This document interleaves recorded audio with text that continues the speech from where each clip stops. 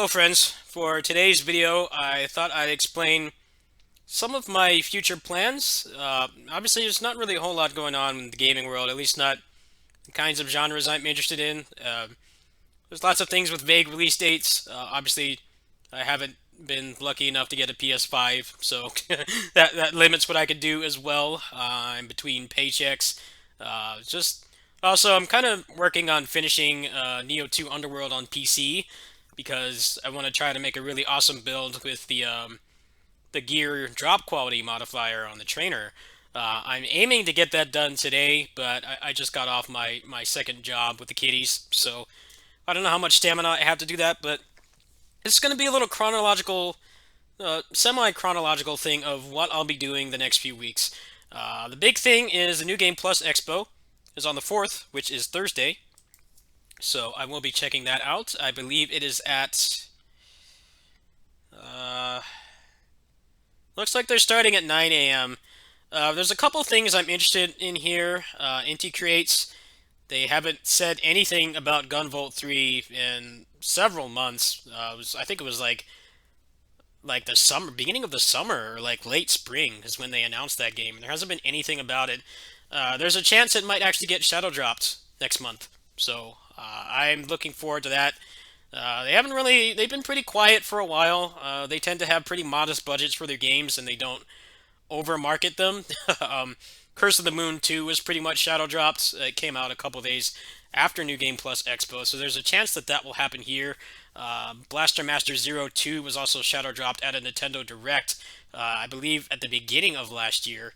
So I'm excited for that. I think Koei is going to be there as well. Yes, they will be there. Um, in terms of things to expect from them, probably some Dynasty Warriors 9 Empires stuff. Maybe they'll show some things for Samurai Warriors 5. Maybe we'll actually get some damn gameplay.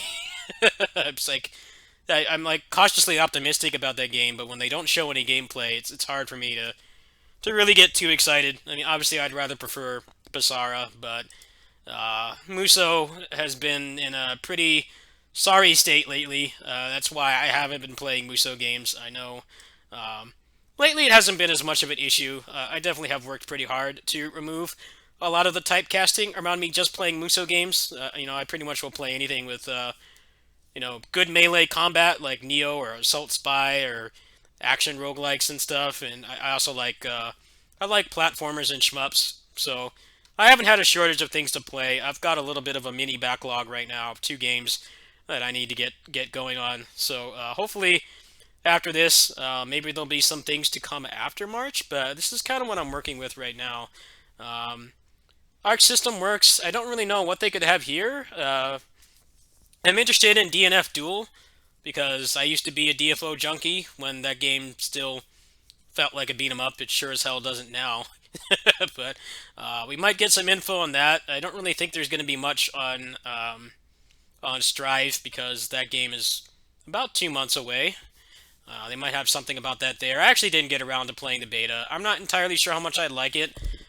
Feels like they're simplifying things to the point where I may not enjoy it, but it's also simplified in a weird way. Like they still have like half circle back forward motions and stuff in the game.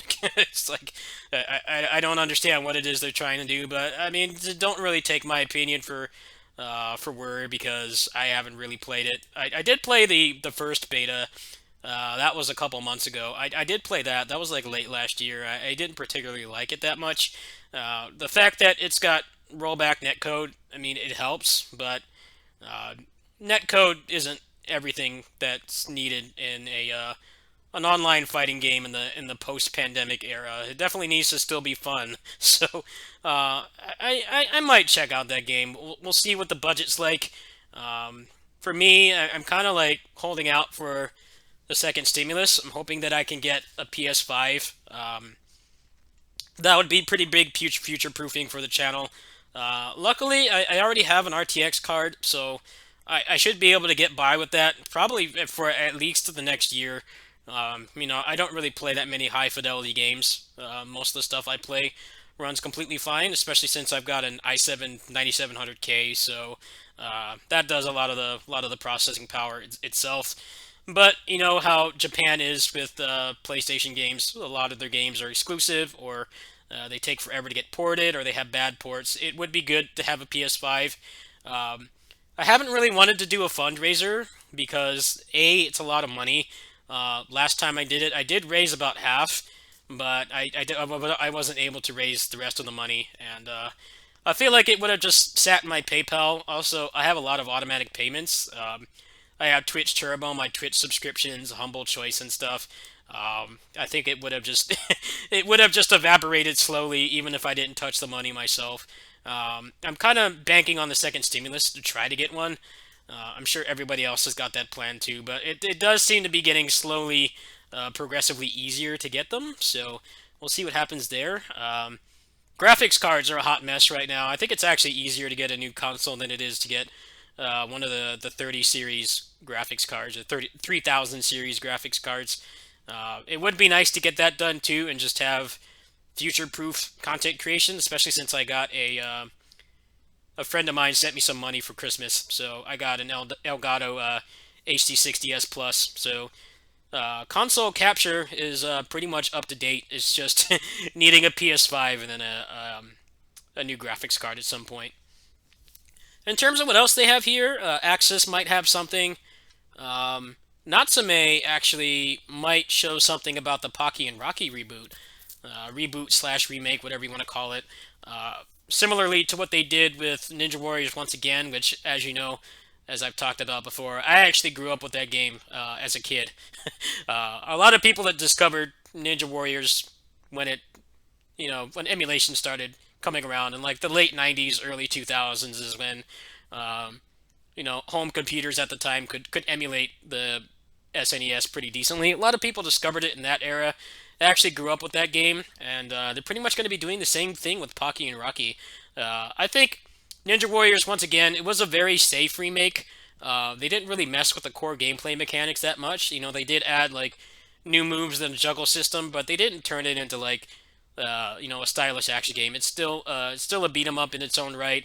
I think the changes they made were great. It definitely helps with the pacing, being able to juggle enemies and stuff.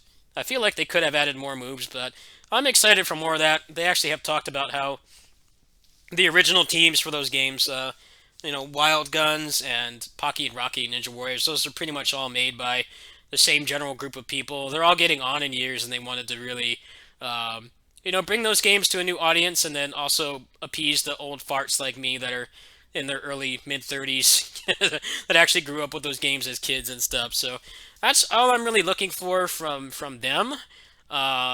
Nisa or Nisa America.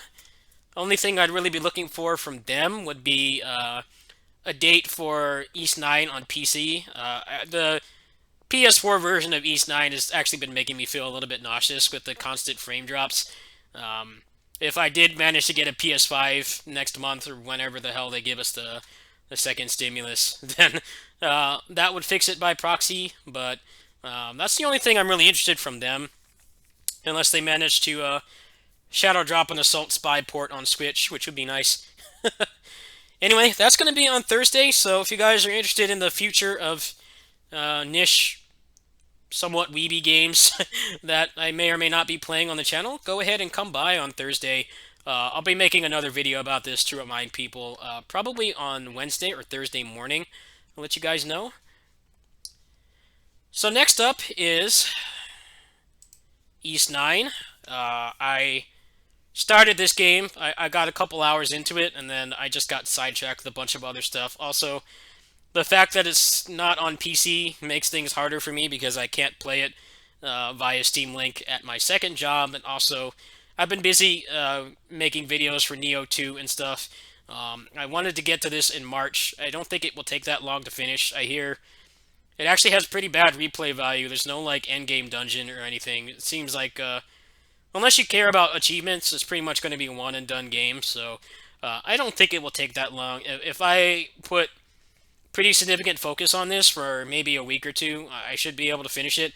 Especially since I've seen the majority of the cutscenes from watching other people play. I know that this game has a weird amount of story for an East game. They're kind of starting to incorporate some of the design decisions they have with the Trails games, where there's just like tons and tons of story, and East games don't really have the best story. A lot of the plot twists are obvious. Remember, I did a couple videos back when I got the review key, and then I just got sidetracked with other stuff, so this just got backlogged. I pretty much called the plot twists like like within the first couple hours. So I'll be working on this. I don't really think there's really a whole lot to make guides for in this game. I think it's just going to be a casual playthrough, and then if I get a PS5 or the PC version comes out, then maybe I'll start doing more stuff. I know that this game is a little bit light on content compared to East 8, but East 8 that we got was actually the like revised director's cut type thing version. It was originally a Vita game. You can imagine how poorly it ran on the Vita. That's why that game has got a lot of trappings of being a console game, but originally being a handheld game because of all the loading zones and the invisible walls and stuff. That stuff is pretty much abolished in this game. There's still a fair amount of loading zones. It's pretty poorly optimized. It doesn't look that great, but there's a lot less invisible walls. You can actually tell where to go. The traversal is quite a bit more interesting too, with being able to climb up walls and glide and stuff like that. There's like quick grapples and things. It actually feels quite good to play. I know a lot of people didn't like the post-game dungeon in East 8 because it was completely dark and it was basically just fighting palette swapped, buffed up enemies. Wasn't really a whole lot to it. It's probably for the better that they didn't put that in. I wouldn't be surprised if when it comes out on PC or if they make like a native PS5 version that they probably add more content. Aprilis, this character here, is not playable, so some people suspect that they will do that at some point. But yeah, that's going to be my next major project. And then finally, change scenes here. 30XX is going to be getting an update, I believe, in the next 2 weeks. The first major update, so I'm very excited for that. It's been a little rough to play right now. There's lots of balancing issues and stuff that they need to work out. The Wild West chunk feature feels really nice on paper, but it's too easy to soft lock, and it has the same problem that like Mario Maker had, where maybe like 5% of the people playing could actually make a competent, fun level, and everybody else is just trying to top each other for, clickbait for being the author of a Kaizo level and stuff. It's a good idea on paper, but I'm sure once the community grows, once they get it out of early access and there's more people playing, I think there probably will be more good chunks than bad. At least I hope so. We'll see what happens there. It's very light on content right now. It's very fun to play, but there's lots of polishing issues and stuff. Like Ace's, a lot of his moves are decently designed, but they're just not really that great to use. They don't have as much utility as you'd like. Items are kind of uninteresting right now, too. I'm hoping that the first major update will kind of crack at some of that and try to make things more interesting. Next up, let's see here. Mass Builder is going to be getting an update on March 6th. I haven't even really played the last patch that much. I should probably try to set aside some time to get ready for this. They're talking about some pretty cool stuff here. Talking about improving melee. This game is pretty much Gundam Breaker 3 with worse combat and a better frame rate, which might be enough for you. It might not. I mean, it depends from person to person, but it's definitely not as in-depth as Gundam Breaker 3, but this game is made by like a dozen people or less, so the fact that it's even close to Gundam Breaker 3 and it doesn't have the same nauseating, terrible frame rate is, I think it's good enough, at least for PC. There aren't any other games like this.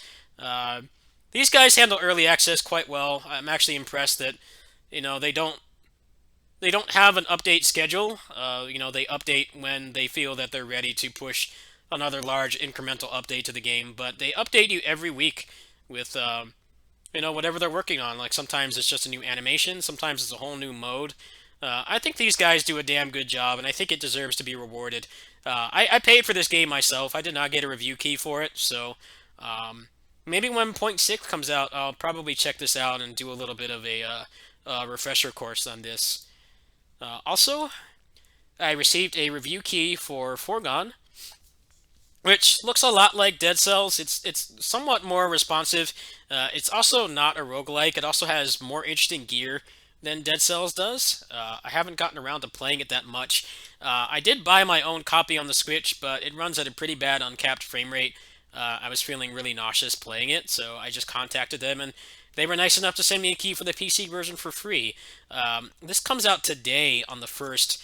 I will try to get this today. I have to go to my neighbor's house twice today. One to get paid, and then I have another night shift. So before or in between or after those shifts, I'll probably check this out. I'll try to get an exclusive video out as well.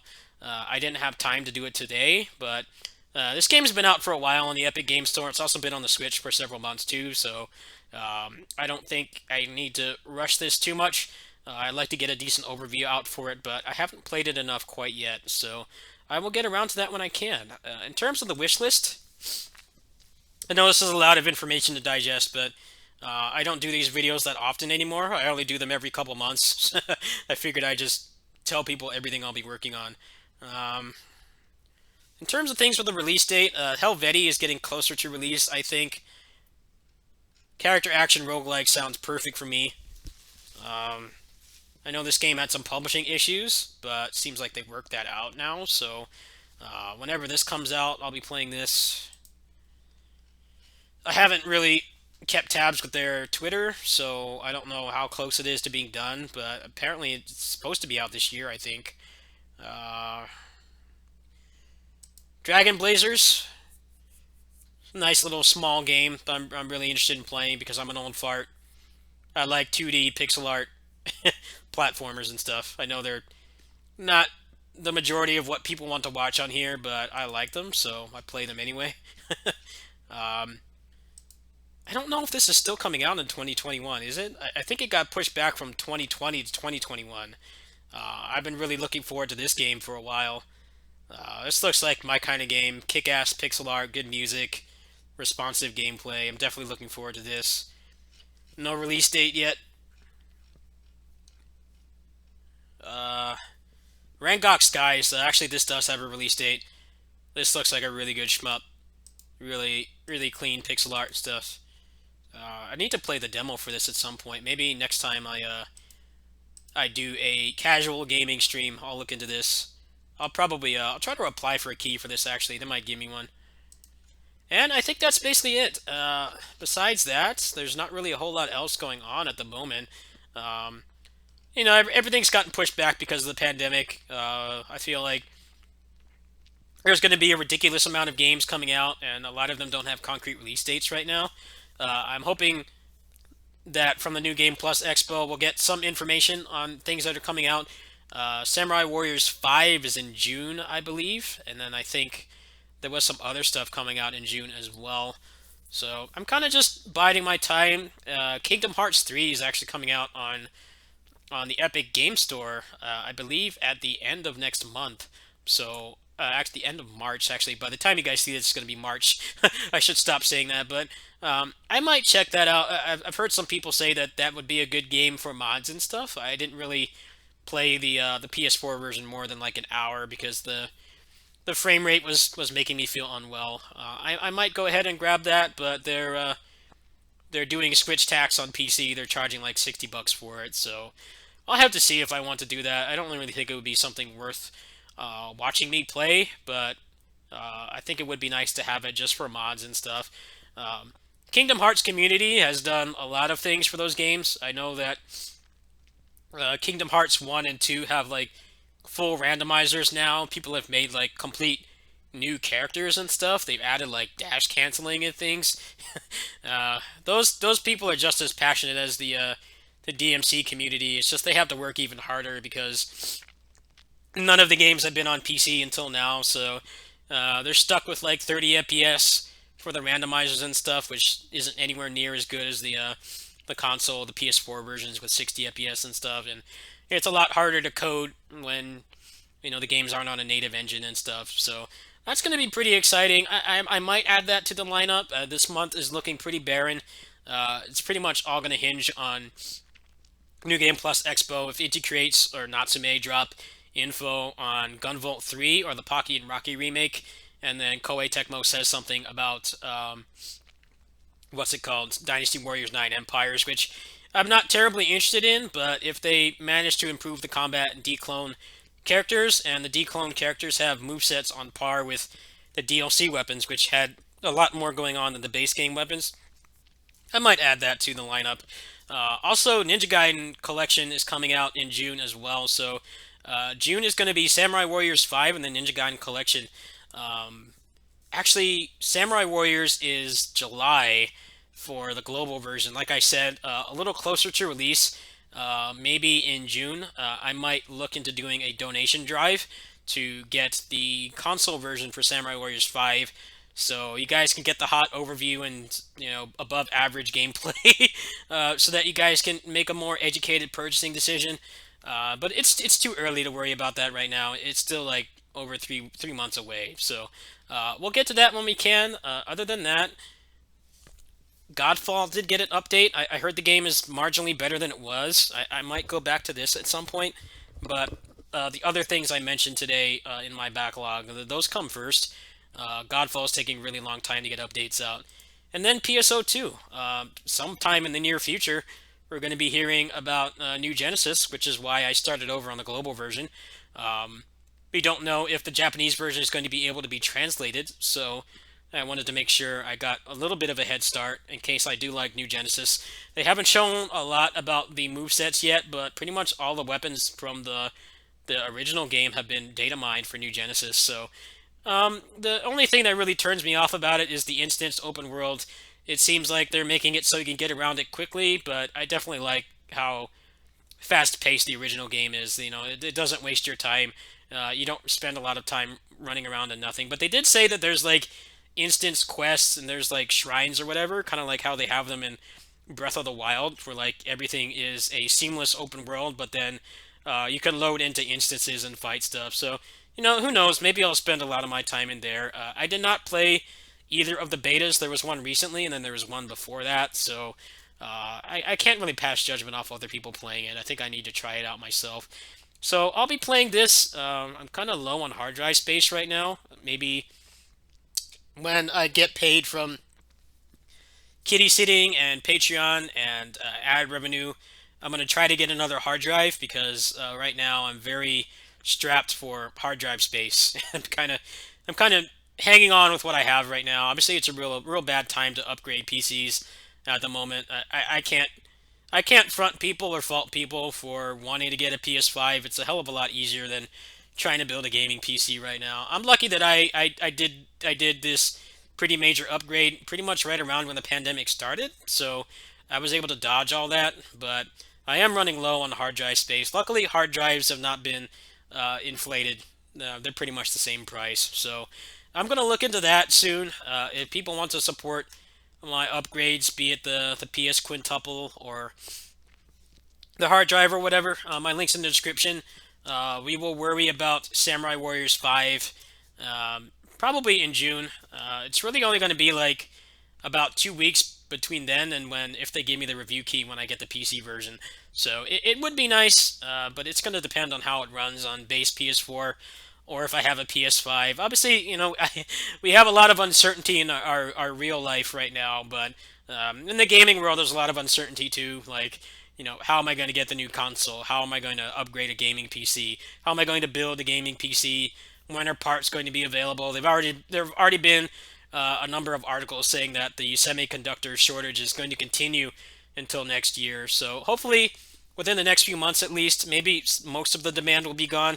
Ideally, if they give us our stimulus this month, then I'm going to try my hardest to get one. There may even be one that I can buy locally.